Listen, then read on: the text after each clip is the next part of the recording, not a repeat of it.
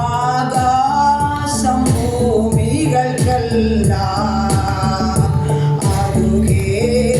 അതുകേതുവായവൻ നീ. ആകാശം ഭൂമികൾക്കെല്ലാം അതികേതുവായവൻ നീ. ആശ്രയം നിന്നിൽ ആയത് മുതലൻ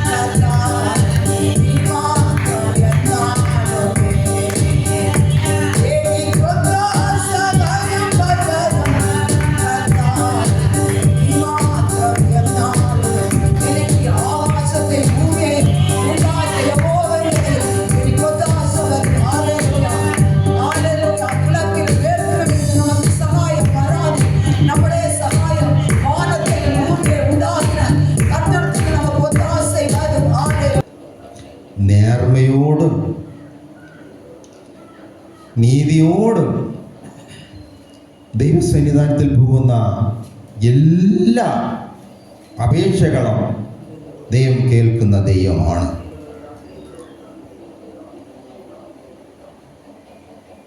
നാമും യേശുവും ഒരുമിച്ചിരിക്കാത്ത ഒരപേക്ഷയും അംഗീകാരമല്ല. അതിനുത്തരം കിട്ടണമെന്ന് പ്രതീക്ഷിക്കേണ്ട. ചിലത് കിട്ടിയെന്നും വരാം. ദാവീദ് എങ്ങനെയാണ് ദൈവത്തിൻ്റെ മകനായി, ദൈവത്തിൻ്റെ സ്നേഹിതനായി മാറിയത്? ദാവീദ് ദൈവത്തിൽ പൂർണ്ണ ഹൃദയത്തോട് ദൈവമേ എന്ന് നിലവിളിക്കുന്ന ഒരു വ്യക്തിയായിരുന്നു ദാവീദ്. നിലവിളിപ്പാൻ കാരണമുണ്ട്. ദാവീദിന് ഈ ലോകത്തിൽ തൻ്റെ സങ്കടം പറയാൻ ആരുമില്ലായിരുന്നു. ദാവീദിനെ സ്നേഹിപ്പാൻ ഈ ലോകത്തിൽ ആരുമില്ലായിരുന്നു. ദാവീദ് ഒറ്റപ്പെട്ടവനായ ഒരു ജീവിതം ചെയ്തു. അതുകൊണ്ട് ദാവീദിന് സ്നേഹിതനായോ രക്ഷകനായോ ദൈവമായോ ഒരുവനേ ഉള്ളൂ, സ്വർഗത്തിലെ ദൈവം മാത്രമാണ്. ദാവീദിന്റെ അമ്മയപ്പന്മാർ ദാവീദിനെ ഒരു ദാസനായിട്ടാണ് കണക്കാക്കിയത്. ദാവീദിന്റെ സഹോദരന്മാർ 7 പേര് കൂടെ ഉണ്ട്. 8ാമത്തവനാണ് ദാവീദ്. ആ 7 പേരെയും അമ്മയപ്പന്മാർ മക്കളെന്ന നിലയിൽ വളർത്തി. അവർക്ക് വിദ്യാഭ്യാസം കൊടുത്ത്, മക്കളെന്ന നിലയിൽ ആഹാരം കൊടുത്ത്, മക്കളെന്ന നിലയിൽ എല്ലാ നന്മയും അവർക്ക് നൽകി വളർത്തി. ദാവീദിനെയോ ഒരു ദാസനെന്ന നിലയിൽ, ദാസനാരും വിദ്യാഭ്യാസം കൊടുക്കുകയില്ല. ദാസനാരും വീട്ടിൽ അടുക്കളയ്ക്കകത്ത് പ്രവേശനമില്ല, അടുക്കളയ്ക്കകത്തെത്തി ആഹാരം കൊടുക്കുകയില്ല. നമ്മുടെ ഒരു വേലക്കാരനെ അടുക്കളയ്ക്കകത്ത് ആരും കൊടുക്കാറില്ല. അവർക്കൊരു പ്രത്യേക സ്ഥലമുണ്ട്, അവിടെ ഇരുത്തി ഭക്ഷണം കൊടുക്കാം. ദാവീദ് ആ നിലയിലാണ് വളർത്തപ്പെട്ടത്. അപ്പോൾ ദാവീദിന്റെ രക്ഷപ്പെടാൻ വേറെ മാർഗമില്ല, സ്വർഗത്തിലെ ദൈവമേ ഉള്ളൂ. ദാവീദ് എന്തെങ്കിലും തെറ്റ് ചെയ്താൽ അതങ്ങനെയല്ല, ഇങ്ങനെ നമ്മുടെ തിരുത്താൻ ആരുമില്ല. നമ്മുടെ മക്കൾ ഒരു തെറ്റ് ചെയ്താൽ നാം പറയും അത് ചെയ്യരുത് കേട്ടാ, അവരുകൊണ്ട് കേസ് കൊടുക്കും, അല്ലെങ്കിൽ അവരടിക്കാൻ ഇങ്ങ് വരും. ആകെ സമാധാനക്കേടാവും, ചെയ്യരുത്. ആ മക്കൾ അതോടങ്ങ് തിരുന്നും. ഓ അങ്ങനെയാ, ശരി. ദാവീദിന് അത് പറയാൻ ആരുമില്ല. ദാവീദിന് ഒരു കുറ്റം കണ്ടു കഴിഞ്ഞാൽ നോക്കുക, സങ്കീർത്തനം 69:21 വാക്യം, കയ്പ് ചീരയും ദാഹത്തിന് ചൊർക്കയും കൊടുത്തിരുന്നു.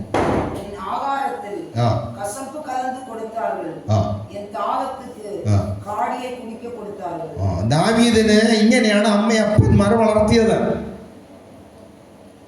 കയ്പ് ചീര ആഹാരത്തിൽ കലർത്തി, സ്വർഗ വെള്ളം, കശപ്പേറിയതാ, അതിൻ്റെ ഊറയായിരിക്കും, കശപ്പേറിയതാ. ഇതാണ് ദാവീദിന് കുടിപ്പാൻ കിട്ടിയത്. രാവിലെ ചില ആടുകളുണ്ട്, അതിനെ കൊണ്ട് മേയ്ക്കാൻ പോകും. മടങ്ങി വരുമ്പോൾ ആട്ടിൻ്റെ വയറ് വീർത്തില്ലെങ്കിൽ അതിന് ശിക്ഷ ഇതാണ്. ആടൊന്ന് കാണാതെ പോയാൽ അതിന് ശിക്ഷ ഇതാണ്. ഏതെങ്കിലും വന്യമൃഗങ്ങൾ ആട്ടിനെ പിടിച്ച് വല്ല മുറിവുകൾ ആട്ടിന് കിട്ടിയാൽ അതിനും ശിക്ഷ ഈ കയ്പ് ചിരി ചുരുക്കവെള്ളവുമാണ്. ദാവീദിന്റെ ജീവിതം കശപ്പേറിയ ഒരു ജീവിതമായി മാറി. ഇതിൻ്റെ നടുവിൽ ദാവീദ് ദൈവമേ എന്ന് പ്രാർത്ഥിക്കുന്ന ഒരു വ്യക്തിയായിരുന്നു. അങ്ങനെ ദാവീദ് ദൈവവുമായുള്ള ഒരു സ്നേഹബന്ധം, ദൈവത്തിന്റെ മകനെന്നുള്ളവര് ഒരു അധികാരത്വം, ഒരു ഉടമസ്ഥ അവകാശം ദാവീദിന് കിട്ടി. ഈ സമയവും പ്രശ്നം കൂടുന്തോറും അധികം ദൈവമേ ദൈവമേ ദൈവമേ ദൈവമേ എന്ന് പ്രാർത്ഥിക്കാം. ദാവീദിന്റെ സഹോദരന്മാരും ദാവീദിനെ ഒരാശ്വാസം പറയാനില്ലായിരുന്നു. 69 സങ്കീർത്തനം 8 വാക്യം വായിക്കാമേ. സങ്കീർത്തനം 69. എന്റെ സഹോദരന്മാർക്ക് ഞാൻ അന്യ ഒരുത്തനും എന്റെ അമ്മയുടെ മക്കൾക്ക് അന്യനുമാണ്. ഏതോ ഒരു മനുഷ്യൻ, എൻ്റെ സഹോദരന്മാർക്ക് ഞാൻ ഏതോ ഒരു മനുഷ്യൻ അന്യൻ.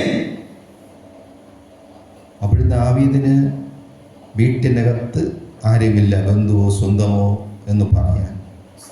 സഹോദരന്മാരും ഇല്ല. തള്ളപ്പെട്ടൊരു വ്യക്തി. ഈ സങ്കടമെല്ലാം കൊച്ചുപ്രായത്തിലേ ദൈവമേ എന്ന് പ്രാർത്ഥിച്ച് ദൈവത്തോട് പറയുന്ന ഒരു വ്യക്തി ആയതുകൊണ്ട് ദൈവവുമായ ബന്ധം തനിക്ക് കൂടുതലായി. നോക്കുക, സങ്കീർത്തനം 55:17. അധികം ദൈവവുമായുള്ള ബന്ധം, ഇടപെടൽ ഉള്ളത് കൊണ്ട് ദൈവത്തിൻ്റെ മകനായി, ദൈവത്തോട് സ്നേഹമുള്ള ഒരുവനായി മാറി.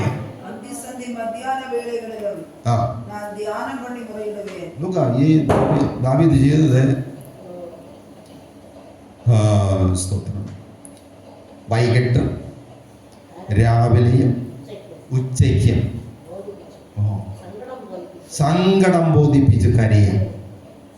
അപ്പോൾ ഈ പ്രാർത്ഥനയാണ് ദാവീദിനെ ദൈവവുമായി ഐക്യത്തിൽ കൊണ്ടുചെന്നത്. ഒരു ദിവസമല്ല, 2 ദിവസമല്ല, വർഷങ്ങൾ ഇത് നീണ്ടു. ദാവീദിന് സങ്കടം പറയാൻ ആരുമില്ല. അതുകൊണ്ട് ദൈവത്തോട് തന്നെ കരഞ്ഞുകൊണ്ടിരുന്നു. ദാവീദിന് ചുറ്റുമുള്ള വീട്ടുകാരും മറ്റു മനുഷ്യരെങ്ങനെ ഇരുന്നു? സങ്കീർത്തനം 69:20 വാക്യം വായിക്കാം. ആ വീട്ടുകാരും നാട്ടുകാരും ദാവീദിനോട് ഇതുപോലെ തന്നെ ആയിരുന്നു. എല്ലാവരും ദാവീദിനെ നിന്ദിച്ചു, വളരെ വേദനപ്പെട്ടു. ദാവീദിന് വേണ്ടി ഒരാശ്വാസം പറയുന്ന ആരെങ്കിലും ഉണ്ടോ എന്ന് ദാവീദ് കാത്തിരുന്നു. ഒരു മനുഷ്യനും ഒരു ആശ്വാസവും ദാവീദിന് പറഞ്ഞില്ല. മതി, ആരുമില്ല, മതി. അപ്പോഴേ ദാവീദ് ദൈവത്തിൽ ഏക ആശ്രയം വെച്ചിരുന്നു. ആരുമില്ല, ദൈവമേ ഉള്ളൂ, ദൈവമേ ദൈവമേ ആശ്രയം വെച്ചു. സദാ ഒരു വീട്ടിലൊരുവൻ ആർക്കും വേണ്ടെങ്കിൽ, വീട്ടിലുള്ളവർക്ക് ആർക്കും വേണ്ടെങ്കിൽ, നാട്ടിലെങ്കിലും 2-3 തള്ളപ്പെട്ട മനുഷ്യർ കാണും. അവരെങ്കിലും ദാവീദിനെ സ്നേഹിക്കും. മദ്യപാനികളും ദുഷ്ടന്മാരെങ്കിലും സ്നേഹിക്കും. ദാവീദിനെ ദുഷ്ടന്മാർ പോലും ദാവീദിനെ സ്നേഹിച്ചില്ല. 69-ാം അധ്യായം 12-ാം വാക്യം.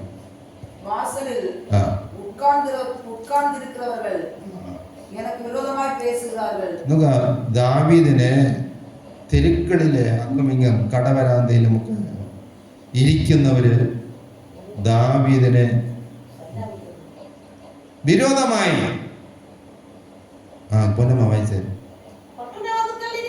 പട്ടണവാതിൽക്കൽ ഇരിക്കുന്നവർ സല്ലാപിക്കും എന്ന് വെച്ചാൽ ദാവീദിനെ കുറിച്ച് പരിഹാസമായി പറയാം. പട്ടണവാതിൽക്കെന്ന് വെച്ചാൽ ഈ ജംഗ്ഷനുകളിൽ അങ്ങുമൊക്കെ സംഘം കൂടിയിരിക്കുകയില്ലേ, വെയിറ്റിംഗ് ഷെഡിൽ അങ്ങുമൊക്കെ ഇവരൊക്കെ തന്നെയാണ്. അവിടെ മദ്യപാനികളും കൂടെ ഇരിക്കും. ദാവീദ് മദ്യപാന്മാരുടെ പാട്ടായി മാറി. മദ്യപാനികൾക്ക് ആരെങ്കിലും തന്നെ കിട്ടിയാൽ മതി, കുത്തുവാക്ക് പറഞ്ഞു പാട്ട് പാടാൻ. ഒരു നല്ല ഈ ശങ്കരപ്പിള്ള അകത്തുള്ളത് കൊണ്ട് ശങ്കരപ്പിള്ള നല്ല ചാതുര്യത്തിൽ അങ്ങ് പാടിക്കൊടുക്കുക. ദാവീദ് ഇവരുടേതായ പരിഹാസ പാട്ടിന് ആളായി മാറി. മതി. അപ്പോൾ ദാവീദിന് ആരായി ലോകത്തിലുള്ളത്? ദാവീദിനെ സ്നേഹിപ്പനാരുമില്ല. വീട്ടുകാരില്ല, സഹോദരങ്ങളില്ല, നാട്ടുകാരില്ല, മദ്യപാനികളില്ല, ഒരു ദുഷ്ടനും ദാവീദിനെ സ്നേഹിപ്പാനില്ല. എങ്കിലും ദാവീദ് ദൈവമേ എന്ന് നിലവിളിച്ചു. എന്നെ കേൾക്കുന്ന പ്രിയപ്പെട്ടവരെ, ഒരു ദൈവ പൈതലിന് എന്തെങ്കിലും ലഭിക്കണമെങ്കിൽ ഉയരെ നിന്ന് തന്നെ ലഭിക്കണം. സ്വർഗം നൽകിയിട്ടില്ലാതെ ആരനുഭവിക്കും? സഭാപ്രസംഗികൾ അങ്ങനെയാണ് പറയുന്നത്. ദൈവം നൽകിയിട്ടില്ലാതെ ആരനുഭവിക്കുന്നത്? ഞാൻ പറയട്ടെ, ദാവീദിന് അതുപോലെ തന്നെ ദൈവം നൽകാതെ ആരും നൽകാനില്ല. ഈ അവസരത്തിൽ ദാവീദിന് ഇത്തിരി പോലും അറിവ് വന്നപ്പോൾ ദാവീദിന് ഇവരെയൊക്കെ വിട്ടുകൂടി വേറെ എവിടെയെങ്കിലും ജോലിക്ക് വെക്കൂടെയോ എന്ന് നമുക്ക് ചിന്തിക്കാം നമ്മുടെ ബുദ്ധിയെ. ഇന്നത്തെ പിള്ളേരൊന്നും അങ്ങനെ ഒന്നും നിൽക്കില്ല. ഒരു ദിവസം വീട്ടിൽ അല്ലെങ്കിൽ ഒരാഴ്ച വീട്ടിൽ അല്ലെങ്കിൽ ഒരു മാസം വീട്ടിൽ ശവിച്ച് ഒക്കെ നോക്കും. ഇല്ലെങ്കിൽ എവിടെയെങ്കിലും കൂലി വേദിക്കെങ്കിലും അവരങ്ങ് പോകും. അന്നെങ്ങനെയാണെന്നറിയാമോ? ദാവീദിനെ ദാസനായിട്ട് വളർത്തുകയാണ്. ആളുകളെ വിലയ്ക്ക് വാങ്ങി ദാസന്മാരായി വീട്ടിൽ വളർത്തുന്നവരുണ്ട്. അവരെ പിടിച്ചുകൊണ്ട് വേറൊരുത്തൻ വീട്ടിൽ വേലയ്ക്ക് വിട്ടിരുന്നാൽ അവന്റെ പേർക്ക് കേസ് പോകും, എൻ്റെ ദാസനെ മോഷ്ടിച്ചുകൊണ്ട് വീഴുന്ന. അത് പിന്നെ വേറെ പിഴ കെട്ടേണ്ടി വരും. അതുകൊണ്ട് ദാവീദിന് വീട് വിട്ടു പോകാനും വഴിയില്ല. ദാവീദ് ഈ വീട്ടിൽ തന്നെ വേദനയോട് കഴിഞ്ഞുകൂടി. ദൈവത്തിനും ദാവീദിന് ഈ പ്രശ്നത്തിൽ നിന്ന് പിടിപ്പിച്ച് വേറൊരിടത്ത് കൊണ്ടുപോകാനും വഴിയില്ല. അതുകൊണ്ട് ദൈവവും മൗനമായിരുന്നു. ഇവനൊരു പ്രായപരിധി ആകട്ടെ, അപ്പോഴിവനെ രാജാവാക്കാമെന്ന്. രാജാവായ കഥ തീർന്നല്ലോ. ഈശായും ഒന്നും ചെയ്യില്ല, അമ്മയും ഒന്നും ചെയ്യില്ല, അപ്പനും ഒന്നും ചെയ്യില്ല, സഹോദരനും ഒന്നും ചെയ്യില്ല. ഇവൻ സ്വതന്ത്രനാവും. അതുവരെയും ദൈവവും വെയിറ്റ് ചെയ്തു. ദാവീദും കണ്ണുനീരിന്റെ താഴ്വരയിലായി. പ്രശ്നങ്ങൾക്ക് പരിഹാരം എന്തു വന്നാലും യേശുവിലാണ്. അതേ, നിന്നുകൊള്ളണം, എങ്കിലേ കാര്യം വിജയിക്കുകയുള്ളൂ. ദൈവം അനുദിനവും ഉള്ള സംഭവം എല്ലാം നമ്മളെ സംഭവം നാം അനുഭവിക്കുന്നത്, നമ്മുടെ നിന്ന, നമ്മുടെ പീഡ, നമ്മുടെ ചുറ്റുപാട്, നമ്മുടെ സകലവും അറിയുന്ന ദൈവമാണ്. അതേ, ദൈവം അതിന് ഉത്തരം തരുന്നത് വരെ ദൈവത്തെ നോക്കി നിന്നുകൊള്ളണം. പ്രായപൂർത്തിയായി. അതിൻ്റെ പ്രായം ദാവീദിനായപ്പോൾ ദൈവം എഴുന്നേറ്റു. ശമൂവേൽ പുരോഹിതനും ഒരു പ്രവാചകനും ന്യായാധിപനുമാണ്. ന്യായാധിപന്മാരെന്ന് കൽപ്പിച്ച അതുപോലെ ചെയ്യണം. എല്ലാ അധികാരവുമുണ്ട്. ഈ ശമൂവേലിനോട് ദൈവം പറഞ്ഞു, എനിക്ക് ദാവീദിന്റെ ഒരു മകൻ, ഈസായുടെ ഒരു മകനെ എനിക്ക് രാജാവായി അഭിഷേകം ചെയ്യണം. ശമൂവേൽ പറഞ്ഞു, ഞാൻ അതിപ്പോ എങ്ങനെ പോകും? ശൗൽ രാജാവായിരിക്കുന്നു, ഞാൻ പോയി കഴിഞ്ഞാൽ എന്നെ ശൗൽ കൊന്നുകളയും. ദൈവം പറഞ്ഞു, നീ ഒരു യാഗം കഴിക്കുന്നത് പോലെ പോയെന്ന്. യാഗം കഴിക്കാനുള്ള യാഗവസ്തുവുമായി ശമൂവേൽ ഈശായുടെ വീട്ടിൽ വന്നു. ഈശായുടെ വീട്ടിൽ വന്നപ്പോൾ ഈശായോട് പറഞ്ഞു, നിന്റെ എല്ലാ മക്കളെയും വിശുദ്ധീകരിച്ച് കൊണ്ടുവാ, ദാസന്മാരെയും ചുറ്റുപാടും പള്ളിക്കാരൻ എല്ലാവരെയും യാഗത്തിന് വിളി. ദാവീദ് അതുപോലെ ഈശായി ദാവീദിന്റെ അപ്പൻ അതുപോലെ ചെയ്തു.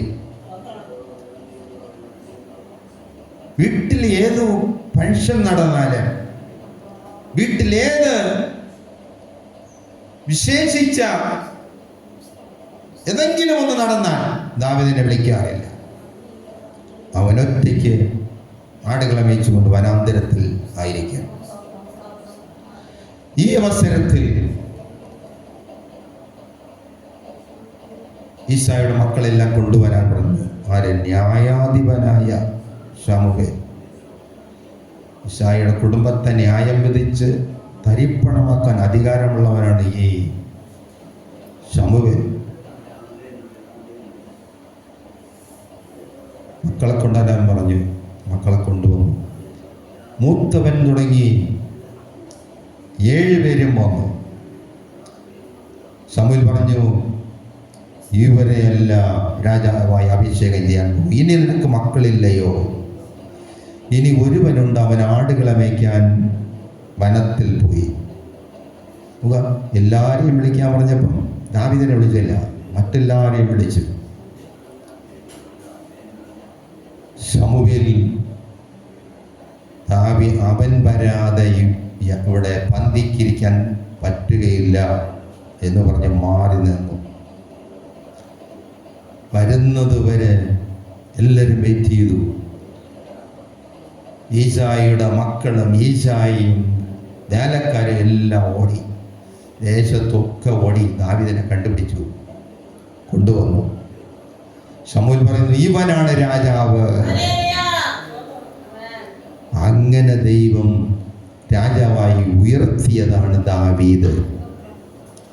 പ്രിയപ്പെട്ടവരെ, നമ്മെ ആർക്കും വേണ്ടെങ്കിലും, തള്ളപ്പെട്ടവരായാലും, നാം നിന്ദിക്കപ്പെട്ടവരായാലും, ബലഹീനരായാലും, നമ്മുടെ ഒന്നിനും കൊള്ളാത്തവരായാലും, ദൈവത്തിനൊരു സമയമുണ്ട് നമ്മെ ഉയർത്തുവാൻ. അതുവരെ ദൈവമേ ദൈവമേ ദൈവമേ ദൈവമേ ദൈവമേ എന്ന് വിളിച്ച് നാം നിൽക്കേണ്ടത് നമ്മുടെ ഉത്തരവാദിത്വമാണ്.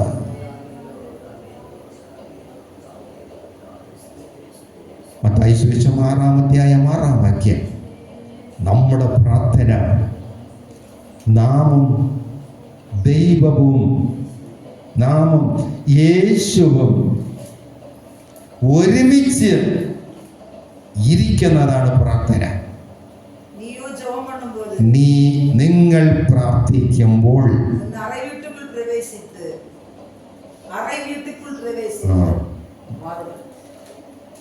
നിങ്ങൾ റൂം മലയാളത്തിൽ പനമെന്നെടുത്ത അറയിൽ കടന്ന് വാതിലടച്ച്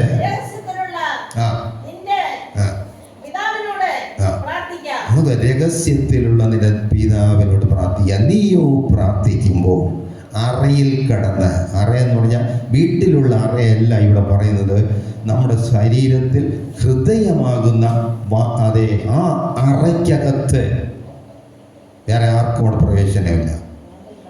എനിക്കും യേശുവിനും നിങ്ങൾക്കും യേശുവിനും മാത്രം.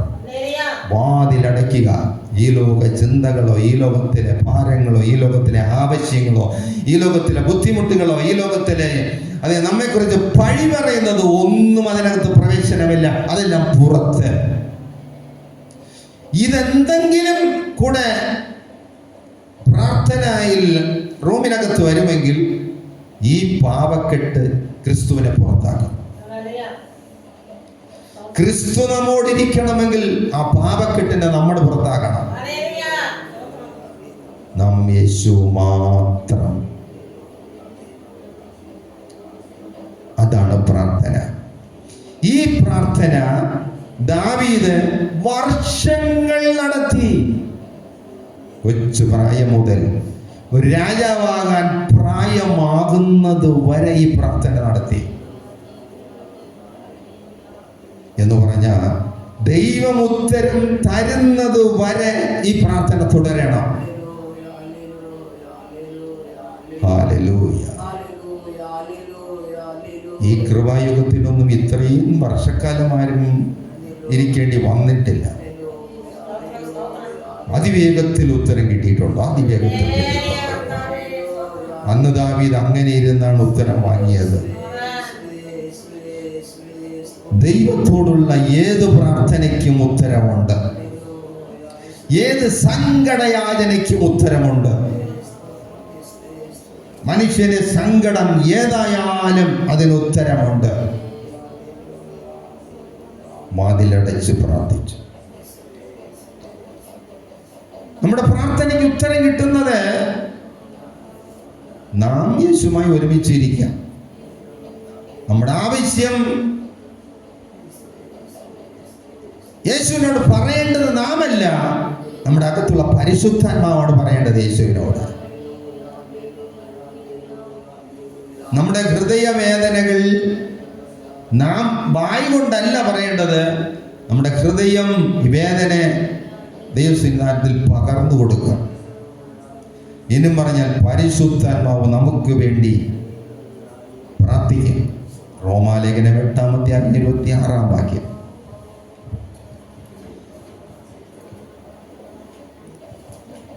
പരിശുദ്ധാത്മാവ് യേശുവിനോട് പറഞ്ഞു കഴിഞ്ഞാൽ അന്നേരം നമ്മുടെ വിഷയത്തിന് ഉത്തരം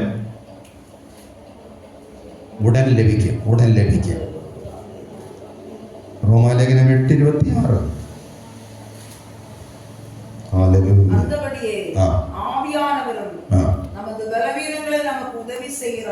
അവണ്ണം തന്നെ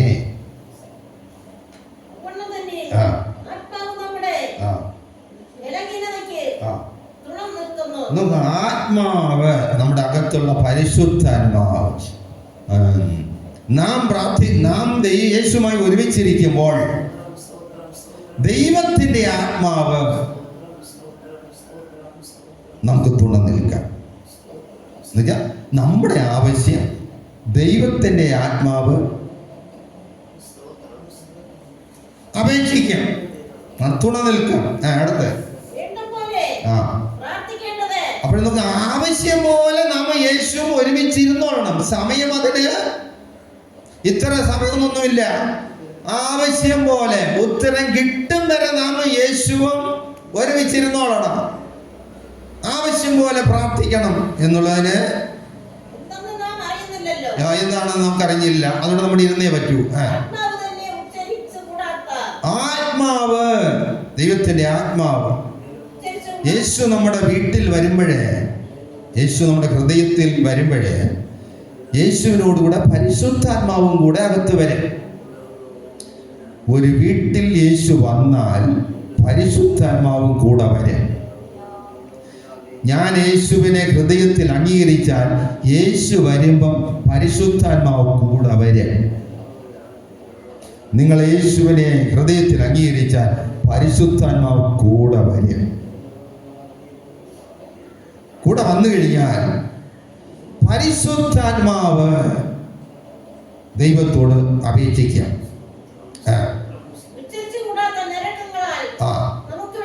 നമുക്ക് വേണ്ടി പക്ഷപാതം ചെയ്യാം പരിശുദ്ധാത്മാവ് നമുക്ക് വേണ്ടി. എന്നാൽ പരിശുദ്ധാത്മാവ് വിശുദ്ധന്മാർക്ക് വേണ്ടി ആത്മാവ് നമുക്ക് വേണ്ടി അപേക്ഷ കഴിക്കാം.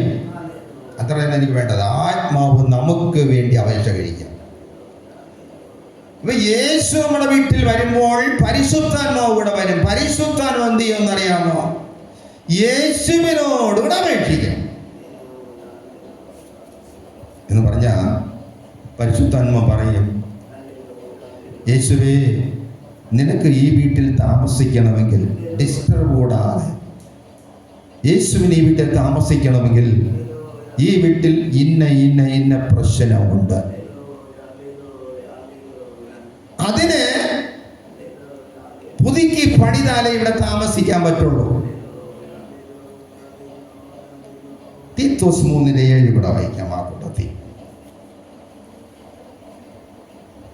നമ്മുടെ രക്ഷിതാവായ യേശു ക്രിസ്തു മൂലം നമ്മുടെ മേൽ ധാരാളമായി പകരുന്ന പരിശുദ്ധാത്മാവിൻ്റെ നവീകരണം കൊണ്ടും തന്നെ നമുക്ക് ദൈവത്തിൻ്റെ സ്വന്തക്കാരനായി, മകനായി, മക്കളായി, ക്രിസ്തുവിൻ്റെ ബന്ധുവായി മാറുവാൻ യേശു രക്ഷിതാവായി നമ്മുടെ ഹൃദയത്തിൽ വരണം.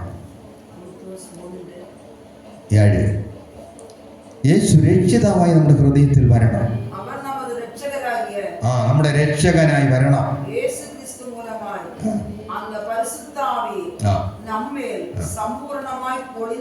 നമ്മുടെ മേലെ പകരുന്ന പരിശുദ്ധാത്മാവിന്റെ നവീകരണത്താലും തന്നെ എന്ന് അവിടെ മലയാളത്തിൽ കാണും.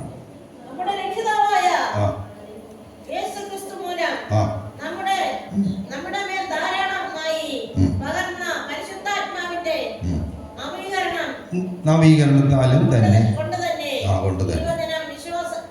മതി നവീകരണം പുസ്റ്റാപ്പിൽ നിർത്തണം. നമ്മുടെ മേൽ വ്യാപരിക്കുന്ന പരിശുദ്ധാത്മാവിന്റെ നവീകരണത്താലും തന്നെ. അപ്പോഴും നോക്കുക, പരിശുദ്ധാത്മാവ് നമുക്ക് വേണ്ടി അപേക്ഷിക്കുമ്പോഴാണ് ഉത്തരം കിട്ടുന്നത്. പരിശുദ്ധാത്മാവ് നമുക്ക് വേണ്ടി അപേക്ഷിക്കണം. ദൈവത്തിന്റെ ഉടമസ്ഥനായി മാറണമെങ്കിൽ നമ്മുടെ രക്ഷിതാവായ യേശു മൂലം. ഈ വാക്ക് ഞാൻ ഇതുവരെയും 1-2 കഴിഞ്ഞ ദിവസം മാത്രമേ ഇതിന്റെ വ്യാഖ്യാനം ശരിക്കും ഞാൻ പ്രസംഗിച്ചിട്ടുള്ളൂ. നമ്മുടെ രക്ഷിതാവായ യേശു മൂലം ദൈവത്തിന്റെ മക്കളായി തീരുവാൻ നമുക്ക് 2 പ്രോസസ്സ് നമ്മുടെ അകത്ത് നടക്കണം. ഒന്ന്, ദൈവത്തിന്റെ രക്ഷിതാവായ യേശു ക്രിസ്തു മൂലമുള്ള രക്ഷ. 2, പരിശുദ്ധാത്മാവിന്റെ നവീകരണത്താൽ നമ്മുടെ ഹൃദയത്തിൽ വരുന്ന പുതുക്കിപ്പണിയൽ. ഇത് 2 നമ്മുടെ ഹൃദയത്തിൽ നടന്നാലേ നമ്മുടെ ദൈവത്തിന്റെ മക്കളായി മാറുകയുള്ളൂ. യേശു ക്രിസ്തുവിലെ രക്ഷ എന്ന് പറഞ്ഞു കഴിഞ്ഞാൽ യേശു രക്ഷകനാണ്. എങ്ങനെ രക്ഷകനായി? ഏതേൻ തോട്ടത്തിൽ മനുഷ്യന്റെ വീഴ്ച മൂലം ദൈവത്തിന്റെ മക്കളെന്ന അവകാശം മനുഷ്യന് നഷ്ടപ്പെട്ടു പോയി. മക്കളല്ല, പുറന്തള്ളപ്പെട്ടു. ഈ മക്കളെന്ന പദവി നമുക്ക് ലഭിക്കാൻ പുത്രനായ ക്രിസ്തു മനുഷ്യ അവതാരമെടുത്ത് ഭൂമിയിൽ വന്നു. ക്രിസ്തു ദൈവത്തിന്റെ പുത്രനാണ്. അത് ഈ ലോകത്തിലെ സകല ശക്തികളെ വിളിച്ചു പറയുന്നുണ്ട്, യേശു ദൈവപുത്രൻ തന്നെ. യേശുവിനെ നമ്മുടെ രക്ഷകനാണ് യേശു. യേശു വരുമ്പോൾ ദൂതന്മാർ മധ്യവാനിൽ ആർത്തുഘോഷിച്ചു പാടി, അത്യുന്നതങ്ങളിൽ ദൈവത്തിന് മഹത്വം, ഭൂമിയിൽ ദൈവപ്രസാദമുള്ളവർക്ക് സമാധാനം. ദൂതന്മാർ അത്യുച്ചത്തിൽ ആർത്തുപാടി. ഇന്നും വെളിപ്രദേശത്തിൽ ഇടയന്മാർ പാർത്തിരുന്നു. അവർ യേശുവിനെ കുറിച്ച് യഹൂദന്മാരുടെ രാജാവായി പിറന്നവൻ എവിടെ എന്ന് അവർ ആർത്ത് ഘോഷിച്ച് നടന്നു. അവർ നടന്ന് ആർത്തുപാടി, നടന്ന് ആർത്ത്. ദൂതന്മാർ പറന്ന് ആർത്ത്. ഇവർ നടന്ന് ആർത്തുകൊണ്ട് ഹേരോദാവിന്റെ കൊട്ടാരത്തിനകത്തു ചെന്ന് അവിടെയുമില്ല നസറേത്ത് യേശു പറഞ്ഞ ബെത്ലഹേമിൽ ഒരു മാട്ടുത്തൊഴുത്തിൽ പുൽത്തൊട്ടിയിൽ കിടത്തിയിരിക്കുന്ന കുഞ്ഞിനെ കണ്ട് പൊന്നും വെള്ളിയും മോരും കാഴ്ചവെച്ച് അവനെ നമസ്കരിച്ചോ. യേശു ദൈവപുത്രൻ, ദൈവത്തിന്റെ അധികാര ദൈവം വന്നതാണെന്നുള്ളത് അതേ സുഖം ലോകത്തിന് ഘോഷിച്ച് വിളിച്ചു പറയുന്നു. അവിടെ നിന്ന് യേശു സുവിശേഷ രംഗങ്ങളിൽ ഇറങ്ങുന്നു. ഭൂതങ്ങൾ അവനെ കണ്ടുകൊണ്ട് ആർത്തു വിളിക്കുന്നു, മഹോന്നതനായ ദൈവത്തിന്റെ പുത്ര, സമയത്തിന് മുമ്പേ ഞങ്ങളെ ദണ്ഡിപ്പിക്കാൻ വന്നുവോ എന്ന്. ലോകശക്തികളെ യേശു ദൈവപുത്രൻ, രക്ഷകൻ രക്ഷകൻ രക്ഷകൻ രക്ഷകൻ എന്ന് ആർത്തു പറഞ്ഞു. യേശു പറഞ്ഞു, നിങ്ങൾ ആർത്തില്ലെങ്കിൽ ഈ കല്ലുകൾ ആർക്കും.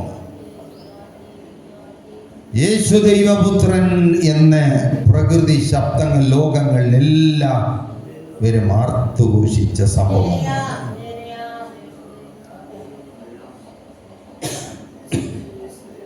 എന്നെ കേൾക്കുന്ന പ്രിയപ്പെട്ടവരെ, യേശുവിനെ ഹൃദയവാതിൽ തുറന്ന് അകത്ത് സ്വീകരിക്കണം. ഒന്നാമത്തത്, രക്ഷയ്ക്കുള്ള ഒന്നാമത്തെ പടി മാർക്കോസ് 16:16. വിശ്വാസമുള്ളവനാകി ജ്ഞാനസ്നാനം പെറ്റവൻ രക്ഷിക്കപ്പെടുവാൻ. ആദ്യം വിശ്വസിക്കണം, യേശുവിൽ വിശ്വസിക്കണം. ശിശുക്കൾക്കൊന്നും വിശ്വസിക്കാൻ പറ്റില്ല, അതുകൊണ്ട് ശിശുക്കൾക്ക് സ്നാനം കൊടുക്കാൻ പറ്റുകയില്ല. നമുക്ക് യേശുവിൽ വിശ്വാസം ഉണ്ടായ ശേഷം നമ്മുടെ യേശുവിൽ വിശ്വസിക്കണം. വിശ്വസിച്ച് ജ്ഞാനസ്നാനം പെറ്റവൻ സ്നാനം എടുക്കണം. രക്ഷിക്കപ്പെടുവാൻ. വിശ്വാസിയാണവനോ ആക്കിനിക്കുള്ളാകെ തീർക്കപ്പെടുവാൻ. വിശ്വസിച്ച് സ്നാനമേൽക്കുന്നവൻ രക്ഷിക്കപ്പെടും. നമുക്ക് അവിടെ എഴുതിയിരിക്കുന്നത്, നമ്മുടെ രക്ഷിതാവായ യേശു ക്രിസ്തു മൂലം വിശ്വസിച്ച് സ്നാനമേൽക്കുന്നവൻ രക്ഷിക്കപ്പെടും. ഒന്നാമത്തെ പടി അതാണ്. അത് ചെയ്തില്ലെങ്കിൽ അമ്മായി തൊട്ടടുത്തോട് വിശ്വസിക്കാത്തവന് ശിക്ഷാവധിയേ ഉള്ളൂ. എന്നെ കേൾക്കുന്ന പ്രിയപ്പെട്ടവർ, അതുകൊണ്ട് വിശ്വാസം നമ്മുടെ ഹൃദയത്തിൽ വന്നു കഴിഞ്ഞാൽ ആരെ അറിയാതെയെങ്കിലും ഇവിടെയും ചെന്ന് യേശു സ്നാനെടുത്ത പോലെ എടുത്തോളണം.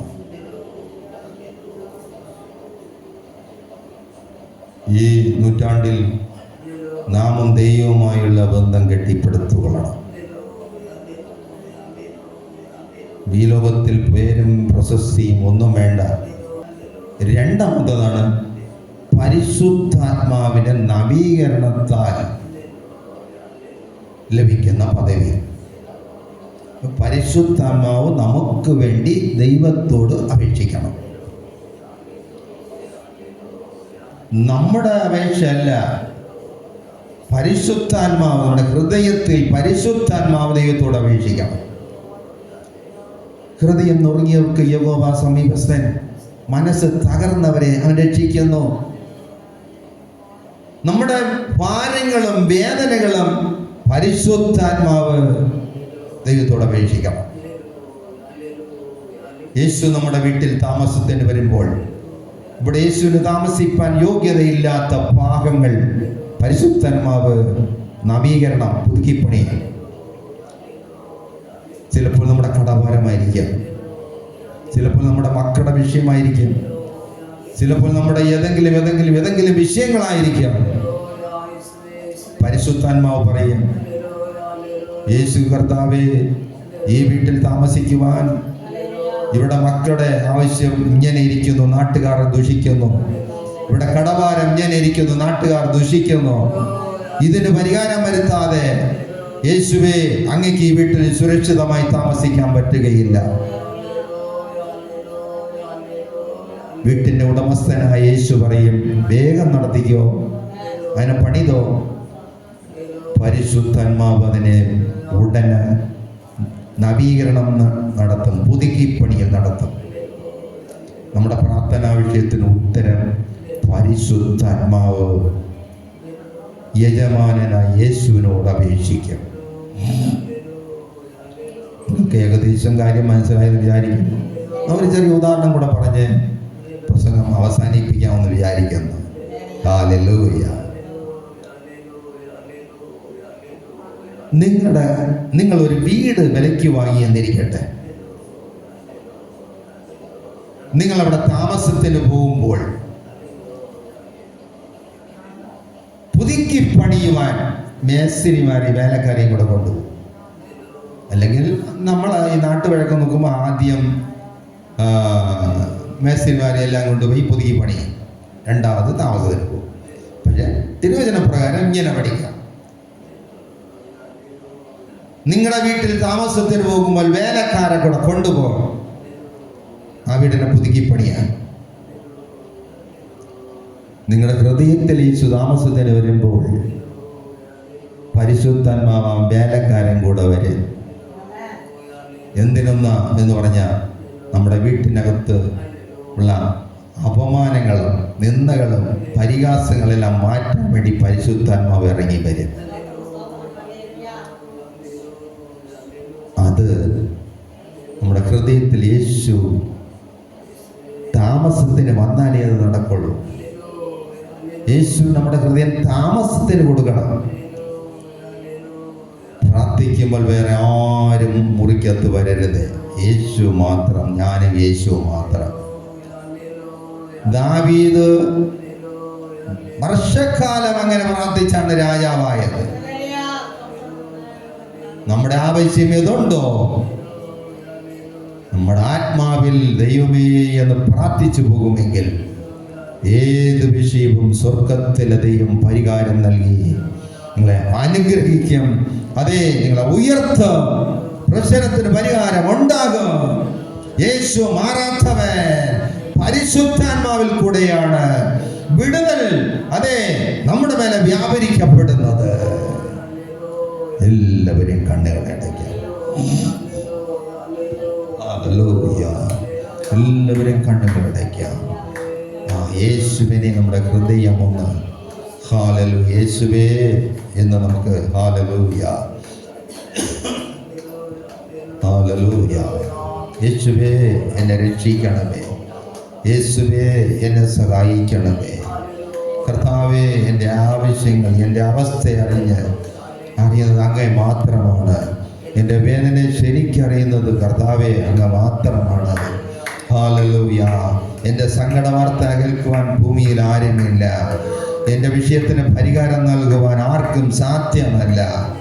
യേശുവേ, എൻ്റെ ആ യാചന കേൾക്കുവാൻ, എൻ്റെ സങ്കടയാചന കേൾക്കുവാൻ അങ്ങേക്ക് കഴിവുണ്ട് കർത്താവേ, അങ്ങേക്ക് ശക്തിയുണ്ട് കർത്താവേ.